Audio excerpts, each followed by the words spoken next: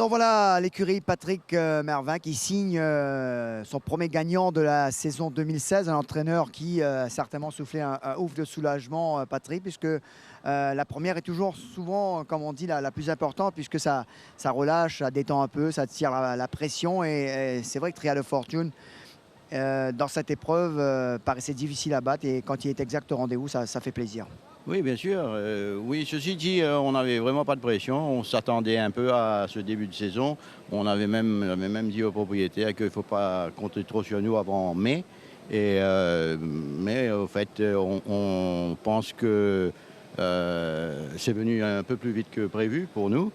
Il avait fait une très très bonne course à la première sortie, à course de rentrée avec Rama.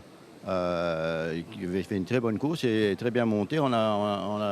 Certains disaient peut-être qu'il avait démarré un peu trop tôt, mais au fait, le cheval, à ce moment-là, sur papier, à battre, c'était le cheval qui était devant lui. C'était le cheval de Gadiada, là, un drôle de nom, là, celui qui était supposé être le R. Et il est tombé sur un très bon Seven Fountain, qui était vraiment excellent ce jour-là. Donc, par rapport à cette course-là, on s'est dit qu'il a vraiment sa chance dans un lot de 6 chevaux.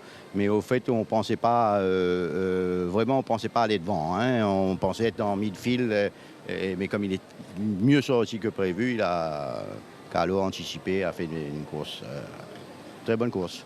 Alors c'est vrai qu'il n'a laissé personne le soin de dicter la course. Il a voulu vraiment tout contrôler lui-même. Et puis quand il tourne, on sent qu'il est en toute confiance, hein. Il monte le cheval graduellement sans lui mettre vraiment la pression, et le cheval le fait tout seul. Oui, c'est sûr. C'est-à-dire que déjà, quand il a pu déborder assez facilement, donc je pense que dans sa tête, un jockey comme Carlo, dans sa tête, il s'est dit que les carottes sont cuites pour les autres, hein. Donc il a bien pris il a fait la course qu'il fallait, hein. Alors Patrick, quand on va chercher Noël Callot justement pour défendre ses couleurs, c'est pour définitivement être à la guerre sur toutes les courses. Donc ça arrive un peu plus tôt, mais définitivement il faudra compter avec l'écurie Patrick Mervin dans les meetings à venir.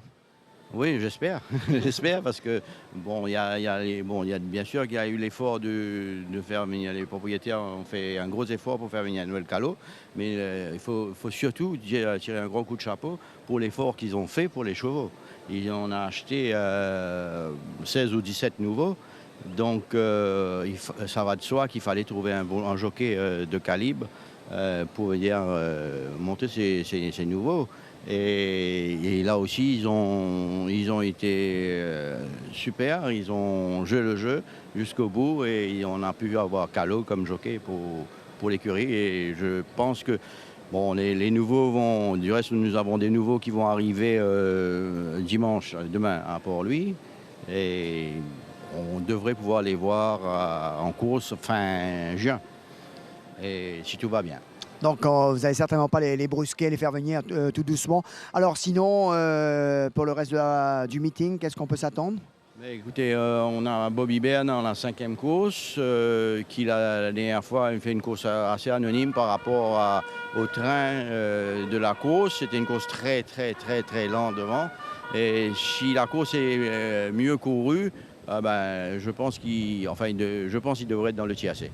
Maintenant, il faut que ça court, hein. Si ça marche devant, il ne sera pas là.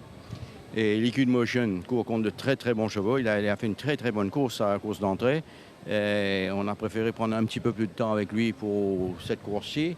Mais il y a des très bons chevaux dedans, hein. Il y a Kazezwa, One Cold Jude, Albert Money, Zanou avec un petit poids, il faut faire bien attention.